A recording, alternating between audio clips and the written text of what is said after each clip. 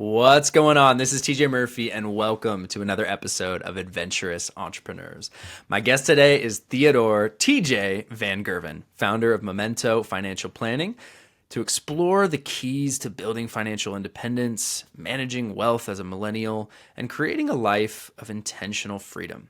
My fellow TJ shares his personal journey, growing up with contrasting financial mindsets in his family, and how it shaped his passion for helping others navigate their own financial paths.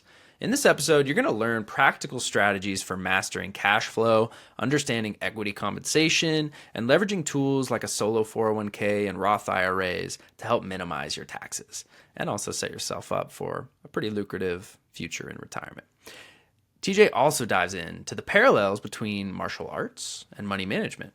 Pretty interesting. The importance of humility in investing and how to align your financial goals with your values. So whether you're a solopreneur, a married couple, or just looking to achieve financial independence while enjoying the present, this episode is packed with the actionable insights, tools, and relatable stories to help you make smarter financial decisions and live life on your own terms. Just a few of the golden takeaways TJ shares in this episode are how to define financial independence and build toward it. Smart strategies for managing equity compensation and stock options, the psychology of money, humility, discipline, and long-term thinking, tips for blending work, life, and financial goals, and why financial literacy is crucial, and how to build your financial toolbox to set you up for long-term success. So, without further ado, this is me and my fellow TJ.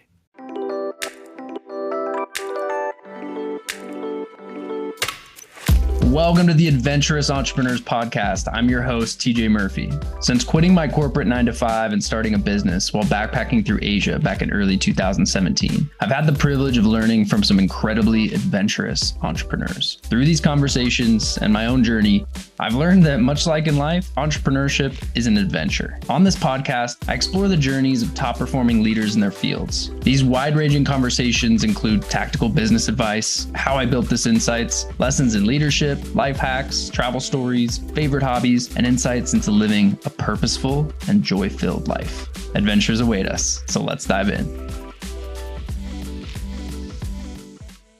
Hey, TJ, welcome to Adventurous Entrepreneurs, man. Awesome. Thanks for having me on the podcast, TJ, and I'm loving the name. There we go. Yeah, we've been chuckling. TJ Squared coming at you guys. So right. Thanks to everyone for tuning in. First time I've had another TJ on the show, so I love that. Happy to break the ice there. Yeah, I already like you. We haven't even started chatting yet. So, man, let's start with a little background on the journey. Can you tell us a little bit about your story and particularly like why you have this passion for intentional living and helping people create financial independence, which two things that I love to talk about. So yeah, it's a great question. It's something that I think about more and more. I think, as we get, more into adulthood and think about kind of how we got to where we are today, it makes a lot of sense. How I grew up, with money and, my dad was one of six, from Dutch immigrants, and my mom was from, a Portuguese background, and she came from some money, and my dad came from no money. His dad unfortunately passed away when he was born, and so he really was, one of six, growing up in the 60s and 70s, and really had to claw for everything. So money became very much of like a scarcity type mindset for him, and we always talked about money growing up, and he had a lot of different ups and downs with money and real estate and financial crisis and all these things, and so that naturally led me down a path of figuring out how do I, use money, personal finance, investing. I was always math inclined, although I've come to learn it's a lot more about the psychology as opposed to math. Yeah. And so, basically for me, I went to school at Virginia Tech, studied economics and actuarial science, and I was just trying to figure out careers that would work for what I was, learning that I could apply, and ended up thinking about being a financial advisor, which has kind of a really big, broad net of what that means. So, my senior year of college, I got, after I graduated, I got an internship, with an advisor and got all my licenses, insurance license, Series 7, 66, got the CFP designation, and really, started to see what it was like to work in the industry, I was working for Ameriprise at the time. Okay. And so, I discovered the fee-only side of the world. So Ameriprise is more of like the corporate side of the world where you're selling, products, things like that. Although the advisor I worked under, was a good advisor, I would say, was financial planning oriented, but I really wanted to get to the independent side of things as fast as possible. So basically in 2018, as soon as I had my experience requirement for my CFP designation, kind of put the pieces together on what it would take to build an independent wealth management and financial planning practice, and just built it from the ground up, doing kind of a little bit different model, work with millennials. So that's like a really quick version. Happy to go into detail, but it's been a grind since 2018, basically. No, it sounds like a grind that, is fulfilling a why that you have. It's just super important. And yeah, we're going to get into a lot more around it, but I always like to start with something that's a little more of a personal tidbit. So I saw in your bio, like you practice Muay Thai, which is badass, sure, by the way. So this may be a dead end question, totally fine, in which case we'll cut it out, but let's see where it goes.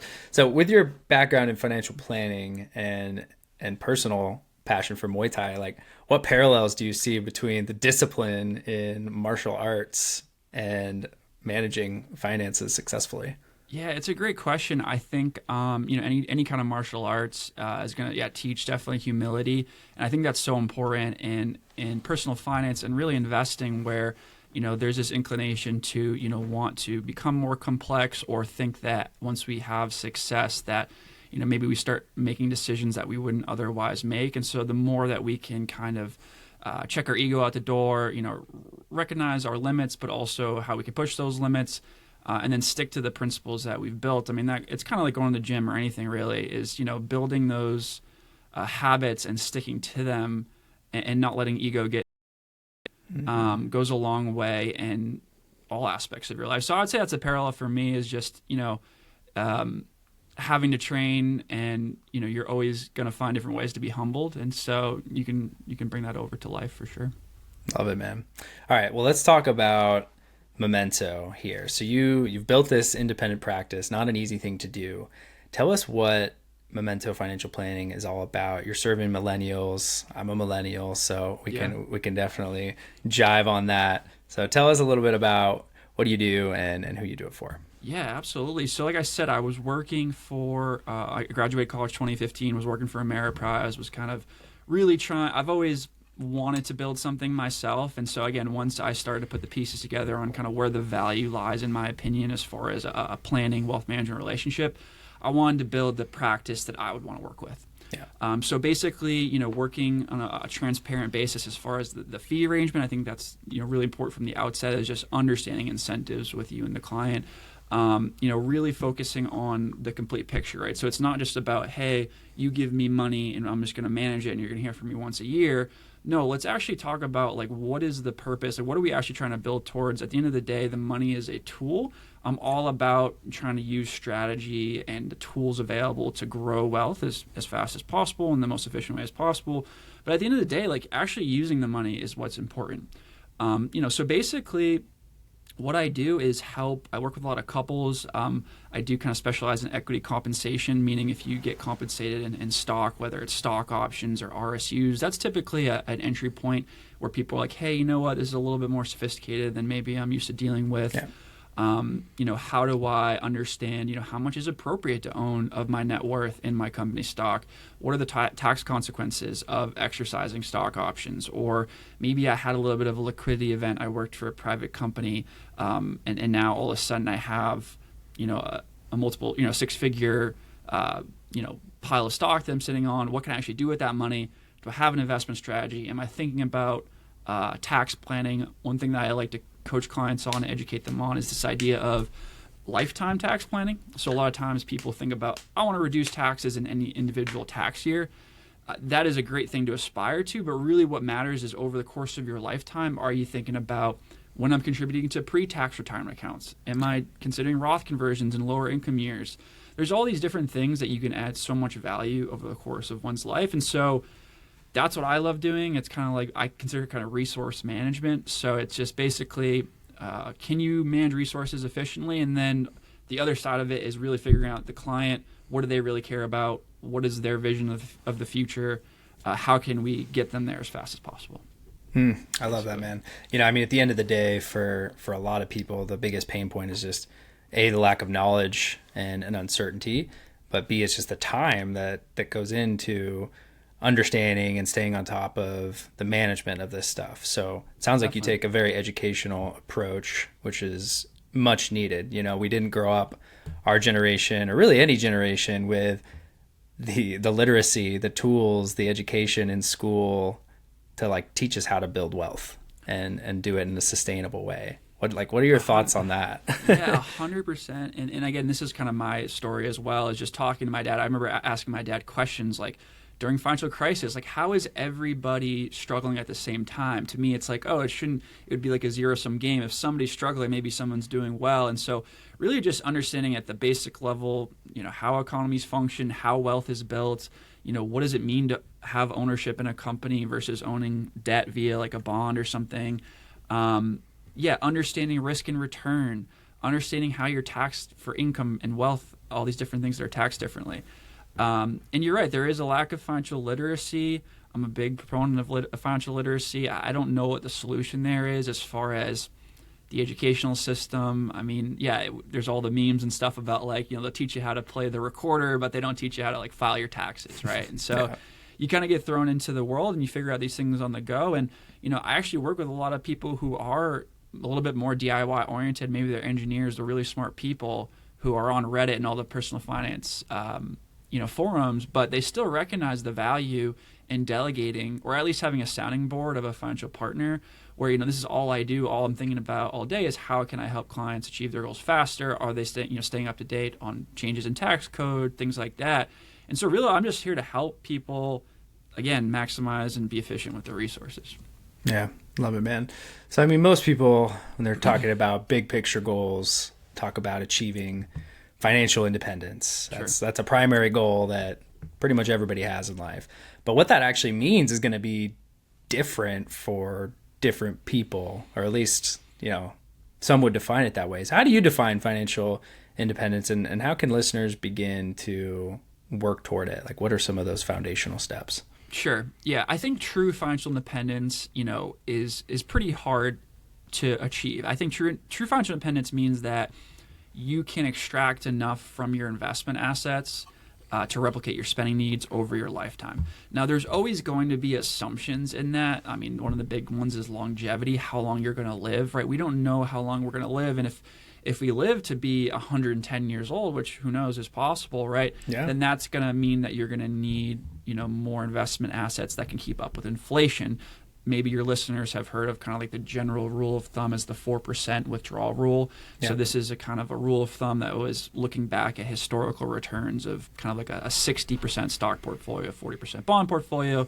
You retire at age 60, you live to like a normal age. Basically, it means that if you had stick to a 4% withdrawal from that portfolio, let's say you have $1 million, you take out $40,000 a year, you can increase that with inflation and invest in that portfolio, and you'll never run out of money. So basically, your earnings are paying for your lifestyle, right? Now, there are other ways to obviously, achieve financial independence. People will do this with real estate. If they have like a lot of rental properties, they own the properties, and they're cash flowing enough to cover their needs, right? That could be another example. Now, I tend to like the portfolio way of doing it just because, obviously that's what I'm more inclined with. And I also think it's more feasible for millennials. I think the real estate thing, a lot of millennials have this idea of real estate and romanticize it because of what they've heard from their parents and other generations. And for good reason, they've experienced crazy, very good gains in those real estate. But if you look at the affordability, obviously, of what it costs. It's a tougher situation today than it was 10 years ago, 20 years ago. Exactly. Yeah. So, interest rate environments are different. Affordability, right, how much you're earning relative to how much it costs is different. So, the stock market is a very low barrier of entry, right? We all can open an investment account wherever, start automating, saving $100 a month, increasing it over time, investing in the S&P 500 or whatever we're investing in. And that's going to do well over time with compounding interest. So, that would be my baseline for financial independence. There are different levels of it where you can supplement with self-employment income, things like that. Yep. But the true definition would be you can live off your investment assets. So, again, everybody's walk of life is different. Challenges are going to be different. But what are some of like the most common challenges that you see with your millennial clients in particular when it comes to building financial independence? Like what barriers are you seeing? I think there is definitely a certain level of income that you have to earn, in my opinion, to really be able to live below your means. It's unfortunate, but Obviously with inflation, we can talk about that. You have to, it depends on where you're living and obviously the cost of living in that area, but you just have to be making a substantial income, a lot of times 6 figures, multiple 6 figures, to be able to live below your means, especially if you have a family and things like that. The cost of daycare, the cost of housing. These are incredibly expensive. I think that home ownership is honestly going to be out of touch for a lot of millennials. But that's okay. You can still build wealth in other ways. So I would just say, no matter where you're at in your financial journey, learning how to live below your means is the first step. Now, again, there is a certain point in time where it's really just you got to increase your income. And maybe the best investment is instead of investing in your 401k or something, invest in courses or skills that are going to then education. They're going to translate to increase your income so you can get to a point where you can actually save meaningful money. And I would say there, there's the traditional investing in education, meaning getting a degree. Right. And that can be a great route, and honestly is the only route in certain industries, certain roles if you want to step into them. But it's the skill development, going out and acquiring skills, whether that's paying for courses, like you said, hiring coach, getting on the job experience where maybe you're working for free or working for very little in the short term to acquire the skills that are going to pay the bills and ultimately help you get into that surplus of savings in the long run. Definitely. And obviously this is a podcast geared towards entrepreneurs, so we're preaching to the choir here, but I'm definitely somebody who is going to be more leaning towards, like you said, apprenticeship or learning real skills by actually doing it as opposed to spending a bunch of money on education. Going into debt. I just think the ROI there, again, unless there's a career path where you're required to have this degree to get your foot in the door. Even if you do have a degree nowadays, you still need additional certifications on top of that. And at the end of the day, can you provide value to the marketplace? That's really what it's all about. And then once you're providing value and you're being compensated for that, can you take that earned income and translate it into assets that are going to not only keep up with inflation, but hopefully outpace inflation? Outpace it. Right, because your money is constantly losing value. Yeah. So, the really amazing thing, but also potentially a challenging thing about the millennial generation, and certainly that is carried through into the younger generations, is the desire for we got to live life while we're young. We got to live life in the present. We've got to enjoy the moment. We're not just saving for our retirement years and giving away all of our time and energy for a paycheck to put away and save for retirement. Right. So there's that balance for the pursuit of financial independence and the grind and the hustle while also still enjoying the present. How do you help clients identify their values in that sense and ultimately translate that into actionable financial goals and a system that they can follow to have both?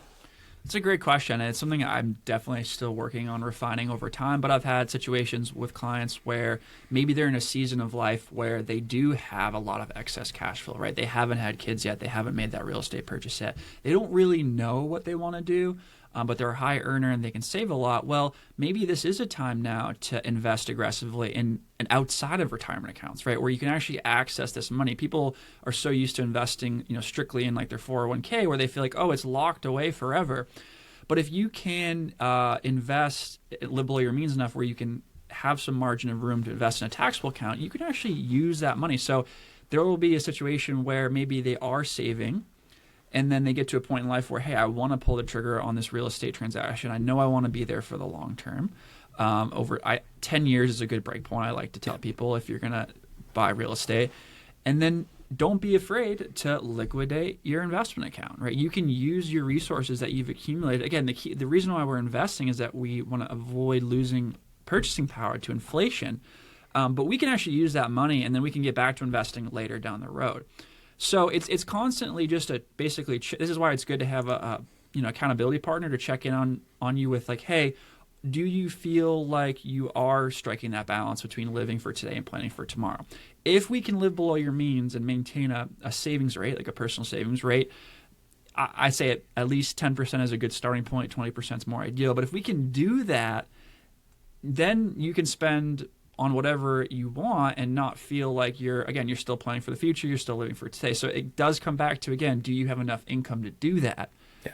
But if you're at that point where you are making good income, then you can strike that balance. Yep.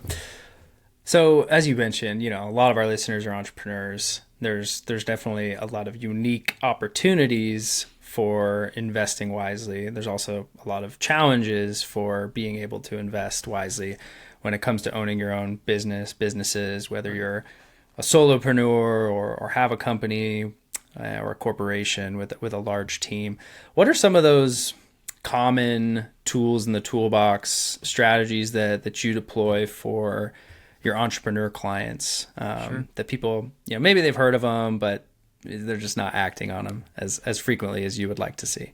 Yeah, so what I'll say is a lot of personal finance principles don't necessarily apply to entrepreneurs. So, and I don't tend to, if they're a solopreneur, then that's something that I can do. But when a true entrepreneur with a bigger business and employees, at the end of the day, if you're really running your business well, that's probably going to be your best return on investment. Yeah. Right. And so you're probably going to do things that don't make sense, that you wouldn't necessarily do if you were like a W-2 employee on this linear path, right? Because you may have a liquidity event down the road where you're not able to save it all, but then all of a sudden you get a multiple six-figure payout. Yeah. What I would say is obviously, consider where you're at in life, right? As far as obviously you have more capacity to take risk in your earlier years because you have more runway to get back to traditional savings if you haven't done so already. I think some of the simple things that you should still look to do, I'll speak for solopreneurs because that's a little bit easier. Yeah, stay on the solopreneur track. Is, basically, still using a tool like a solo 401k, right? Yeah. So a lot of people use SEP IRAs because they're very easy to open. But nowadays, solo 401ks are, in my opinion, just as easy to open. They have a little bit more administrative work, but you can contribute, for 2024, you can contribute $23,000 as the employee portion, and then you can go up to $69,000, so another 30-something thousand there as the employer. And that can go either for your employee contributions, you can do either Roth or traditional. So you can, when you're thinking about this lifetime tax planning, when we put money into the Roth account, that's a tax-free bucket of money that's going to be very useful later in life when we want to choose what tax bracket we're going to pay from our distributions. And then the additional up to $69,000, that could be like a $40,000 income tax deduction for your business, which is very valuable, obviously. So I think these are things that even if you're aggressively reinvesting in your business, to at least have, kind of these minimum thresholds of saving in your retirement account so that you're still building assets outside of your business just in case it doesn't work out or there isn't equity in there, right? That's the other thing. Is there equity in your business? Are you able to sell that business? For me, the way I do things with my business, I don't know if there's a ton of equity because I do kind of a little bit of a traditional fee model and it'd be hard to sell. And so for me, I have to do a good job saving and make a good income, but I have to save outside of that, invest in the way that I talk about. Yeah, practice what you preach. Yeah, practice what I preach, right? And that's the thing. I own the same investments as clients do, and that's the balance there. But I think at the end of the day, we all need a place to store our wealth outside of our business. And so the sooner that we can really be educated on what it looks like to have a household investment strategy, have conviction in that, the sooner we can start building a little bit of a safety net outside of our business. Yeah, I love that. Let's use kind of myself because I fall into this solopreneur bucket, and I think that would be very applicable to a lot of listeners. In terms of how you view the hierarchy of investments, can you kind of walk me through, say you've got $100,000 to invest. We'll just use a round number there between your wife and yourself. You own a business. Wife is on payroll, so you've got some strategies you can deploy there. How would you look at investing kind of top down from Roths to the solo 401k, Roth and traditional, to a non-retirement account, and anything else that I might not be touching on? Like where would you let that 100K kind of trickle down in the best way? Yeah, for sure. So I think it does start still with the personal finance fundamentals. So a couple of things, right? We want to have a cash reserve for both your personal and your business so that we have a buffer between you and your investment assets, right? That's always important. So what I would say is, whatever your overhead is for the business, ideally we want to have 3 to 6 months of cash reserve for that. And we could hold that in treasury bills, even in an investment account, whatever. Then for your personal cash reserve, again, 3 to 6 months even up to, again, depending on how cyclical your income is, maybe you want to have closer, even up to 12 months is acceptable, depending on how conservative you want to be and how cyclical your income is. So assuming we have cash reserves set aside for both your personal and your business, now we can think about investing every dollar, right? Once we have those reserves in place, we really want to get in the habit of always investing. So then things that we want to think about doing are, yes, do we have a solo 401k for both you and your wife, right? Because she can also contribute to that. You can do, again, up to $23,000 each as employee contributions. You want to think about, so if you're going to go Roth versus traditional there, a good rule of thumb I would start with, if you're in that 24% bracket, then you're going to want to go 50-50. If you're less than the 24% income bracket, you probably want to lean more Roth. And then if you're above that, you're probably going to want to lean more pre-tax, okay, to get that deduction. Yeah. But at the end of the day, you want to think about what's my effective tax rate today, what's my effective tax rate most likely going to be in the future when making that decision. Then you can make your employer contributions. That's going to be all pre-tax. I would still do either a Roth IRA or backdoor Roth IRA in addition to the 401k. Roth IRA is great because you can always take your contributions out penalty and tax-free. So it's a little bit more flexible than like a traditional retirement account. So I think about that. If you're on a high deductible health plan, you have access to a health savings account. That's another great account to take advantage of. You can do like $7,800 between if you and your partner on that. That's going to reduce your taxable income. You can invest that money, use it for qualified medical. If you don't use it after age 65, it turns into like a traditional retirement account. Once you're doing those things, then I would think about a taxable investment account. Now, if you did want, let's say in the next 2 to 3 years, you were looking to have a little bit more flexibility because you want to do like a down payment on real estate. Buy a house, yeah. Then I would maybe consider not doing the employer contributions to the solo 401k. Maybe we do more to just the taxable brokerage account. Yeah. But then again, if you're less than like 18 months away from needing that money, then you might not want to invest that in the stock market. That probably doesn't make sense. So, So those are kind of like a quick framework how I would think through like plain savings, and then again, then you can start tweaking it based on what your actual like life planning goals are. Cool. I love that. Hey, that checks out with my financial advisor's advice too. So let's go. Kudos. Oh man. All right. So I'm a big believer in taking mini retirements throughout my wife and I's working career. You know, again, kind of that millennial goal of living life now, not just saving for the future. And we've already done this once, actually. We took a year and a half off to travel through Southeast Asia when we were only just a few years, about 3 years into our career post-college, and no regrets. That was actually really great for us because we didn't have the financial responsibilities, no kids, nothing really tying us down. So it was very easy for us to make that goal and we'll set that goal and then ultimately make it happen. There wasn't a whole lot of barriers there. But for most, that's not always going to be the case. So how do you help someone financially and just mentally prepare for, you know, say taking a sabbatical or, you know, just stepping away from their career for a while? Like, what are some of those critical planning steps that you would walk them through? Yeah, I mean, it goes back to, again, understanding your overall financial situation, right? What is your cash flow needs? What's your net worth? How are you invested? I mean, whatever time frame somebody wants to take off, it's pretty simple, straightforward. You honestly want to have that set aside in cash or cash equivalents to cover you for that time period off. So if you want to take a 2-year sabbatical, you should have 2 years of living expenses in cash or cash equivalents, which now you may deplete. Obviously, you probably haven't achieved financial independence and you're going to dip into your investment assets. But again, that's okay. That's why we think about over one's course of one's lifetime. Yeah. And just understanding kind of like if you do this and then you do go back to earning an income and getting back to these personal finance fundamentals, are you still going to be able to get back on track to maybe a traditional retirement? So really just like quantifying this for people, you know, using financial planning software and just saying like, hey, you actually can do this. Don't be afraid to use your resources if it's something that you want to do. Now, the big assumption there is, are you going to be able to get back to the level of income you were earning? Or, you know, I work with people, again, that will have a windfall from equity compensation.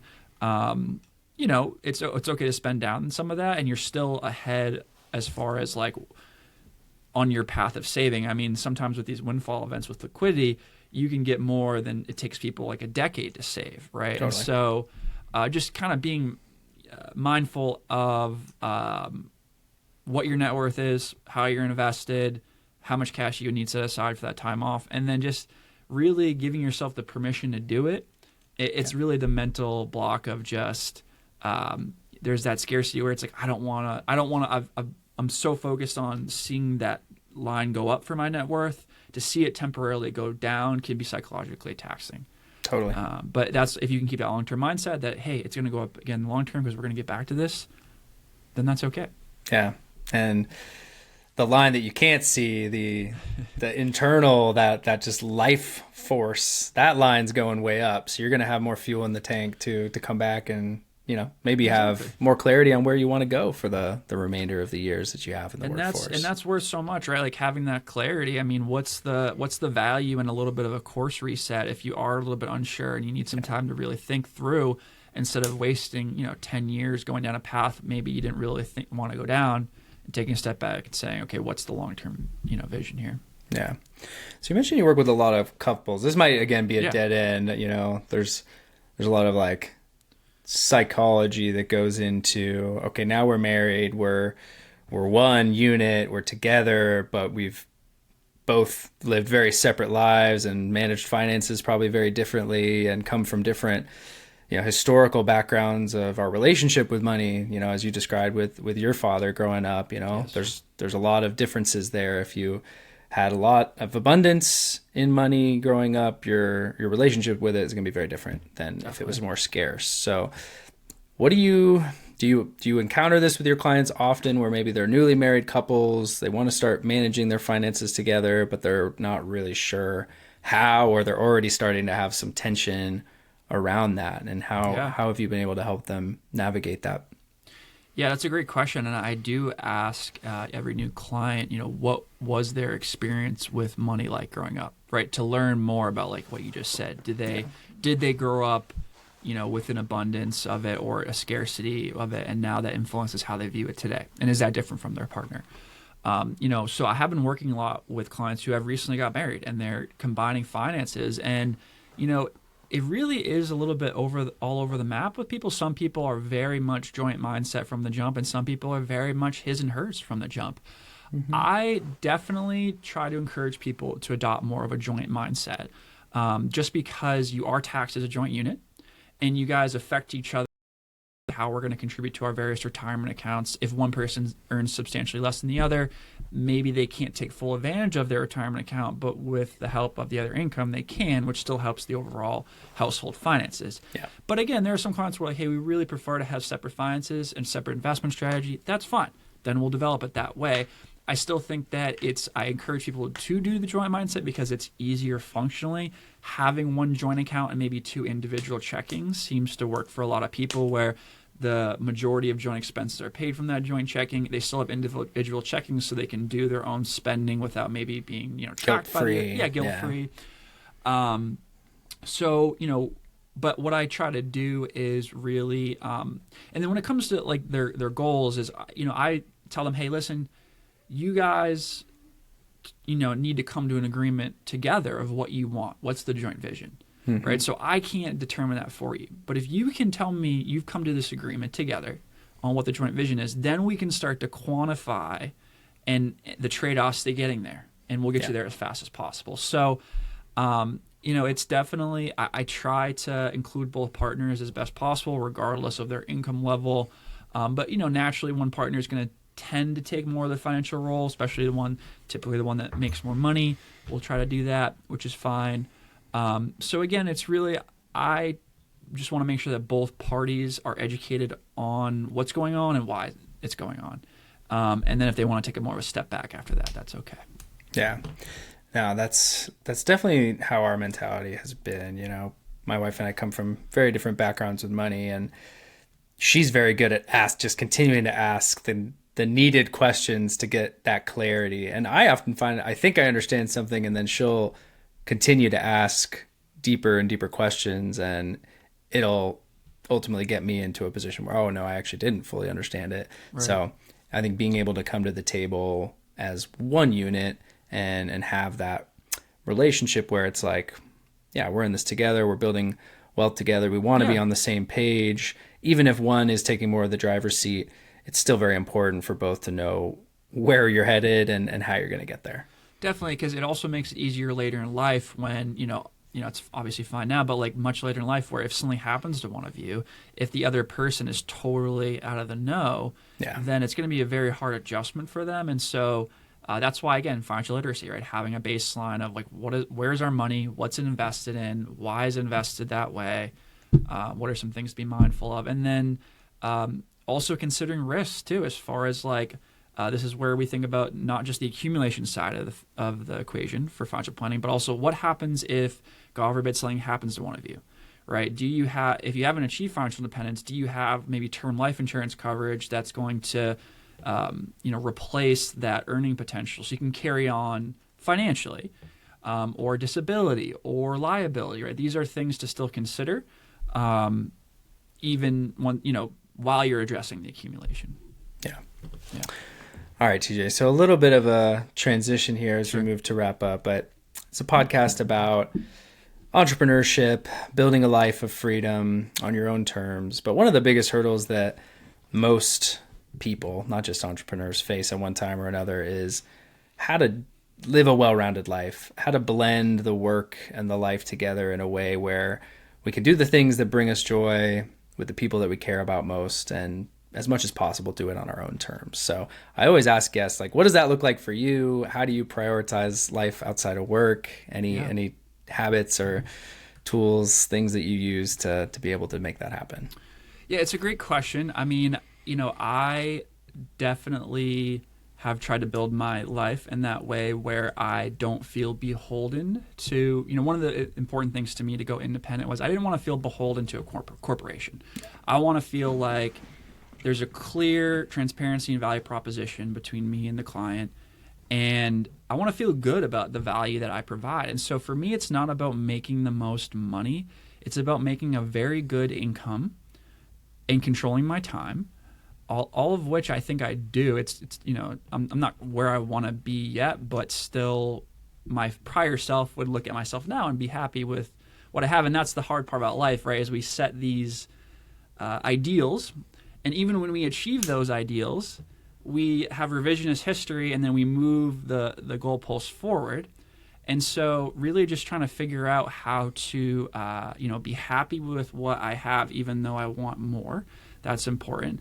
And then I think for me, it's just, once you get to a surplus in your life, who else can you help? Because I think, there comes a point where it's kind of like the hierarchy of needs, right? Once you've gotten your basic needs met, right, then you can go up this ladder of whatever, self-actualization, whatever it is, and then really helping other people, whether that's, your family or your community.